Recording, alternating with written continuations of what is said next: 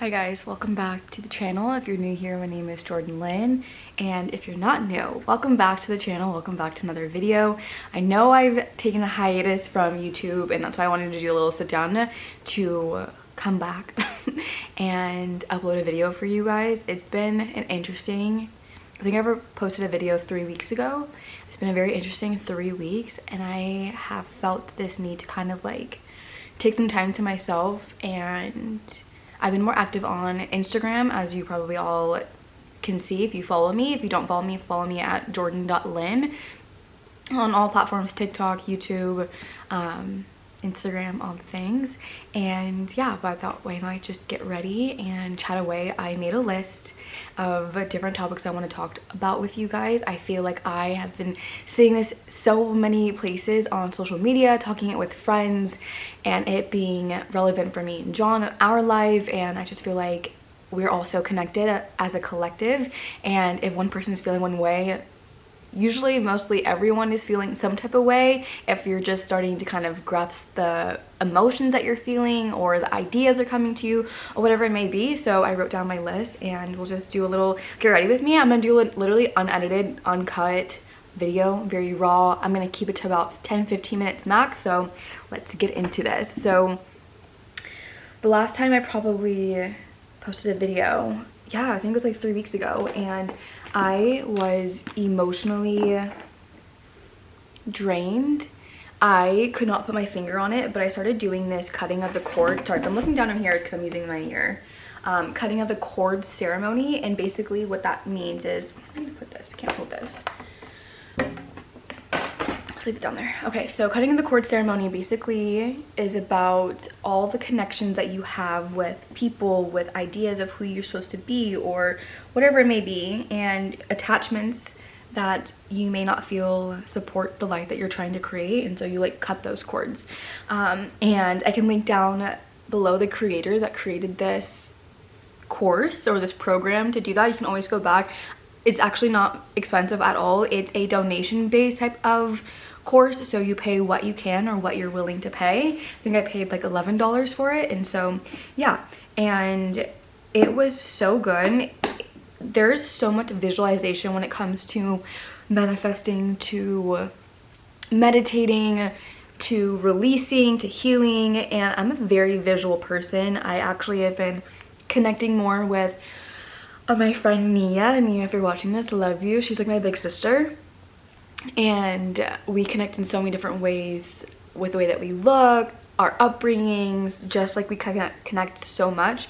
And so I like go to her for a lot of different things, and we were talking about psychic abilities and all that kinds of stuff, and I've realized that I'm such a visual person, and I connect most with God through like certain visions I see. It might sound woo-woo, I promise you it's not, because we all have the consciousness of God. We're all beings of God. We all have the same DNA as God did, and so you have to remind yourself that we have it all within us to be God-like and have the spirit of God, and it just takes you and your journey in life to tap into your abilities. And so that's something that has actually come up a lot in the last like 3-4 years of my healing journey, and I'm just starting to like really put the pieces together. Like they're all coming together, and I'm starting to understand a lot more.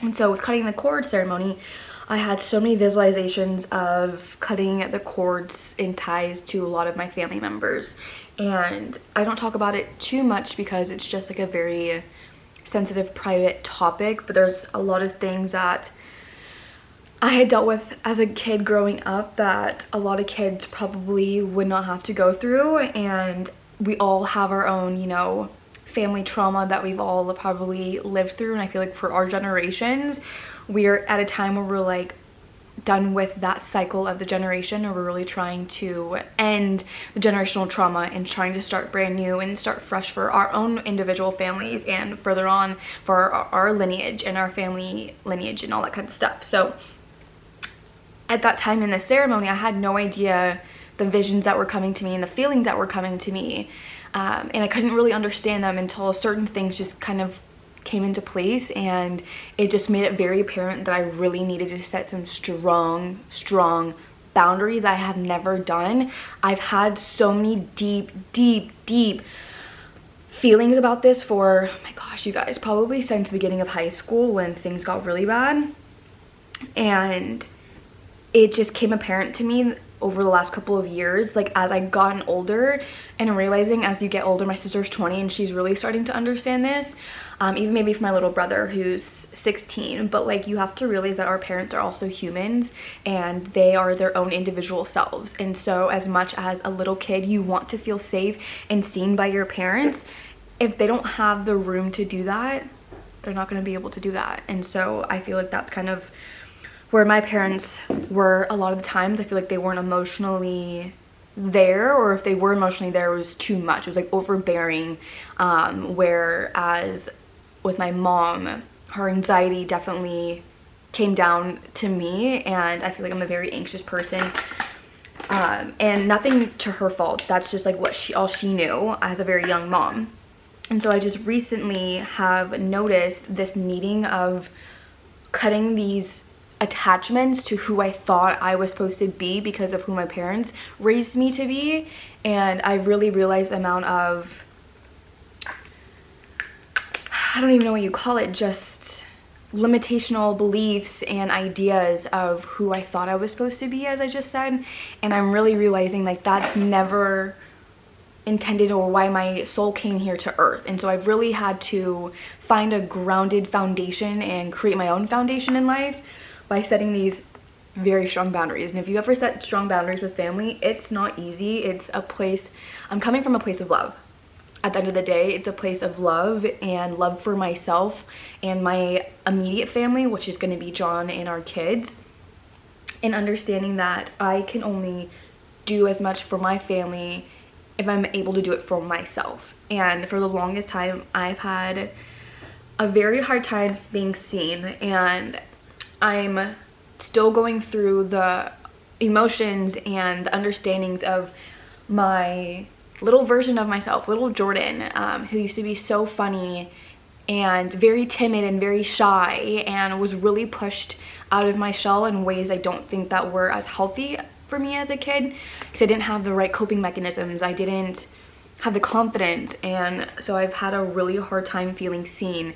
And actually, let me just read this to you guys, because I feel like it is something that many of us probably feel and had no idea that there was a connection to this. And I saw it on Instagram the other day. My friend Nia reposted it and I saved it. I sent it to my sister, sent it to my brother, and it said, here it is: fear of being seen is one of the deepest inner child wounds. It forms in childhood when the blah, blah. It forms in childhood when we were shamed, made fun of, or embarrassed for being our authentic self. So the way that we learn to stay safe is to hide. So we grow up not wanting to be seen or heard because we are associated with being seen. We associate being seen with being ashamed. Then we grow up and want to excel in our career or business, but that requires us to take up space and be seen. The work is to heal our inner child so she feels safe enough to know that even if she isn't liked, she is still loved. And it makes me emotional because I'm sure you guys connect with that so deeply.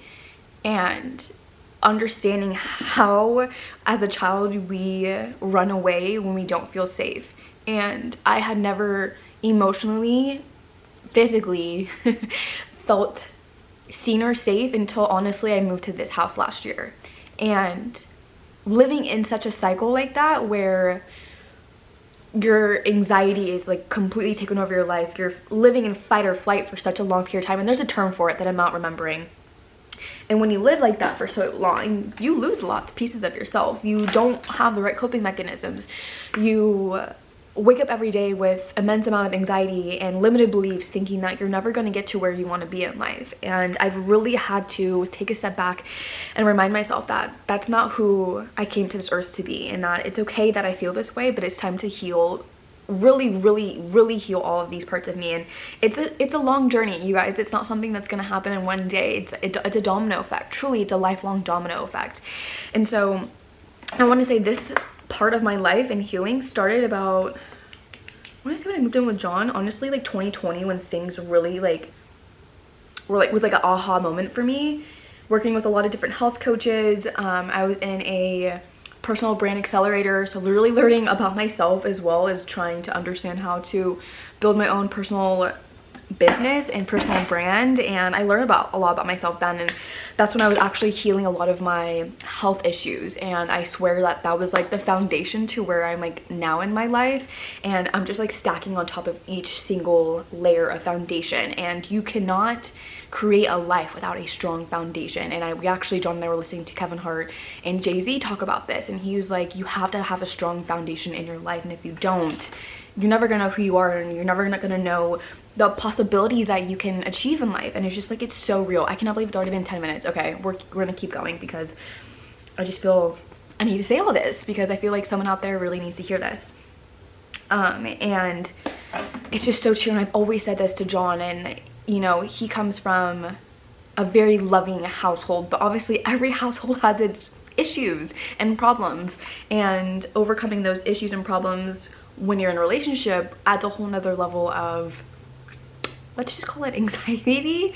Because for me, growing up as a people pleaser, because I always wanted people to be happy, never wanted, you know, yelling to happen in the house, I never wanted people to be unhappy, and so I was a huge people pleaser. And realizing in my relationship how much I've done certain things just to make him happy, and at the end of the day I'm sitting here like, if I don't do this or do that, he's not going to be happy with me, he's not going to love me. And that's just the childhood that I grew up in, and the lifestyle that I grew up with, and the household issues that I grew up with. And so it's really an everyday situation where I like have a negative thought, I point out that negative thought, and I say, oh no, we don't think this way anymore. And I talk to my inner child. I talked to that little version of Jourdyn who never felt completely safe in her own skin, in her own mind, in her own body. I think I came out the womb an anxious person anyways, but I always was a very quiet, timid person. And if you're a quiet, timid person like I am, truly to the core, you know what it's like when you get in a big room of people and people expect something from you. And if you're a light worker, which we all are light workers, but we're all light workers at our own speed, our own individual pace in life. And the more that you really truly understand it, you understand the gravity that you have as a person, the pull that you have as a person, and the people that come into your life, and the friendships and relationships. And that's a whole nother topic that I've really been understanding, is like friendships and feeling alone. I work by myself every single day, and I tell John this all the time, and I have tears behind my eyes, but like after the weekends, especially when he's home for 3 days, he sometimes has Mondays off, I get very emotional. I have a really hard time going back to being by myself, and I wonder if that's like a coping mechanism that my inner child, my little version of myself, had issues with as a kid, that I never felt safe being alone necessarily. I mean, I was the only child for 8 years until my sister was born. We're 8 years apart, and so that's something that I'm trying to navigate and understand, and really need to like take a hold of this, because it's going to be fall time. As you can probably tell, it's really gloomy here, and I always feel this immense of loneliness during the fall and winter time, and being by myself for 8 hours out of the day is going to add a whole nother level to it. And so I'm really trying to grasp and understand this loneliness feeling before fall and winter time. I know it's summertime. It's literally, by the time you see it, it's gonna be August. Happy August. July was a lot better month than June. My gosh, a lot better month. I feel like there's conversations that John and I have had that I've been avoiding, and let's be real, it's about money, because as you guys know, I've been really honest and real about this. As a full-time content creator right now, as a micro influencer, it's not all daisies and fairies every single day. It's very hard having to advocate for yourself, putting yourself out there, negotiating, creating invoices, creating content, editing it. Like, I'm a one-woman show here, you guys, and it brings up a lot of emotions, especially when I'm, again, here 8 hours out of the day. And all of this talk about, like, I feel like it all comes together. The trad wife issues going on social media right now, I feel like is so relevant. I always think about how everything in our world is so interconnected. I mean, like, we think of science-wise, we think the galaxy and the planet and God making the stars. It's all so connected, and I feel like all these types of themes come up for a freaking reason. And with Roe v. Wade and our rights as women being taken away, and then this whole trad wife coming about, I'm just like, there's so much parallelism that I have seen within my own life and my own understanding of being a woman and literally having the biggest urge to become a mom. I have never wanted to have a baby more than right now in my life. Like, I literally want to cry, and I've literally cried about it in past videos. So you guys, that's how you know that it's truly real, that I really want to just be a mom. And this goes into, I know I'm like segueing because there's big topics, but there's like little topics in between these big topics I'm talking about. And I was listening to a podcast about like our purpose in life, all of our purposes in life. And I think I actually wrote a poem about this. I think we overlook our purpose so much as humanity. I think we're always onto what's bigger and what's better. And don't get me wrong, that's amazing. But I think we really miss out on the simple joys in life because we overlook truly what our purpose is in life. And I feel like one of my biggest purposes in life is to end generational trauma, because let's call it how it is. It's probably one of the hardest things we will ever do as a human. It's breaking that cycle, especially for significant others doing the exact same thing, which John and I are doing the exact same thing. And that's probably one of my biggest purposes here. And my other biggest purpose is becoming a mom, and me and John really creating this tight-knit family. And God, it gets me so emotional because I don't know if I ever told you guys, but I've met my future son and daughter, which, yes, I believe I'm gonna have twins. I'm gonna have one boy, one girl. I just have said this for years. Twins run in John's family and in my family as well, and I just know deep down that we're gonna have twins, one girl, one boy. And I've met them in my dreams, and they have come to my dreams more recently. And it's one of those things where like I can feel just them in their love, like in my DNA. It's just the weirdest feeling. I don't know if I sound cuckoo. I honestly might sound cuckoo, but it's just what I've been feeling. And I just know that the life that John and I are wanting to create is a life where we're, as a family, together all the time. We've talked about, and I already know I'm gonna major blank. This is why when I say unedited, uncut, you're seeing all these major blanks, as most YouTubers probably have way too often in their YouTube videos. I almost said music video. We're going to homeschool our kids. It's called like unschooling. I have done so much research, especially being in California. Every state is very different. And the idea of John and I being home with our kids every single day, working from home, and that being one of our sole purposes being here on earth is literally, I swear, having a family.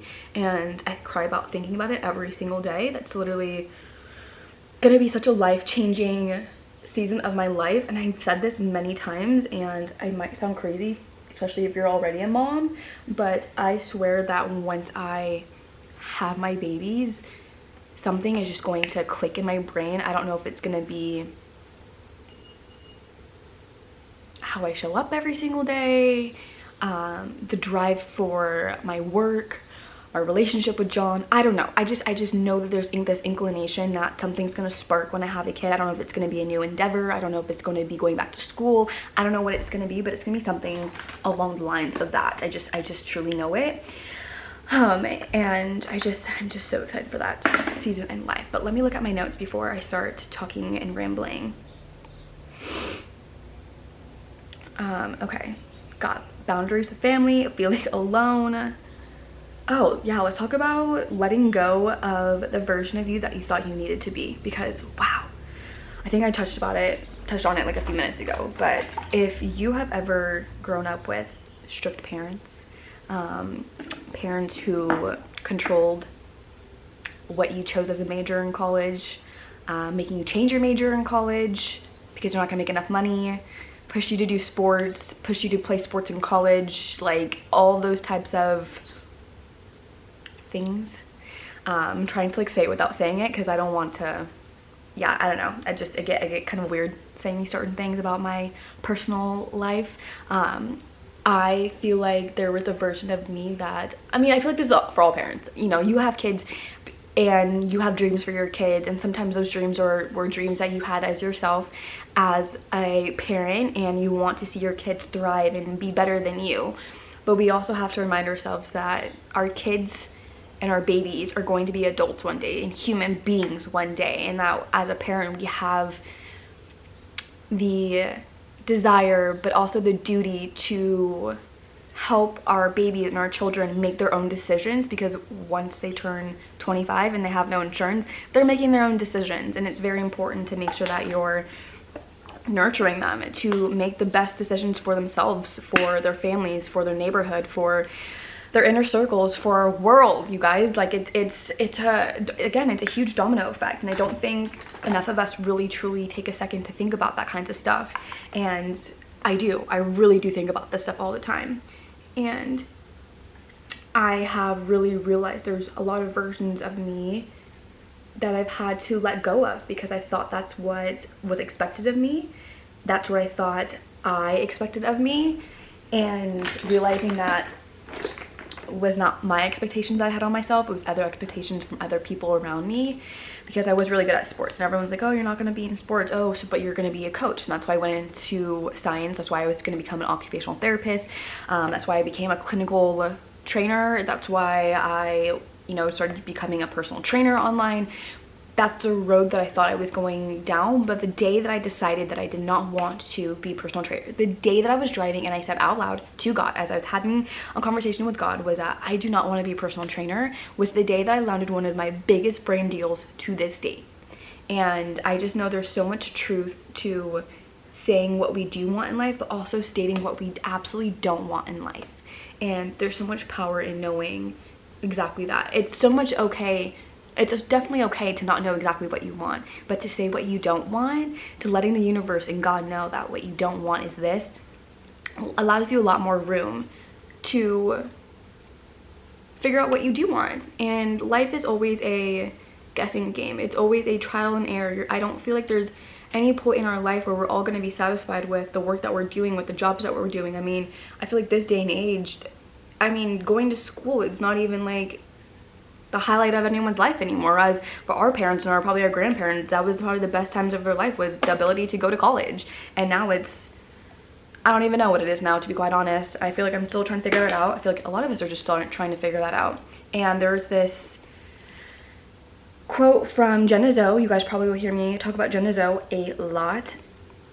And she said this in her app. If you download her app, My Human Design, she has new workshops when the energy shifts, and she just had one the other day, and I'm trying to find, so she said this, and I want to say this to you guys to end off this video, because once again we learn how to speak up about the things we don't want, we enable us to have more room for the things that we do want, even if we don't know exactly what that thing is. And so this is exactly what she had said in her app. So a little in behind the scenes of what she says in her app.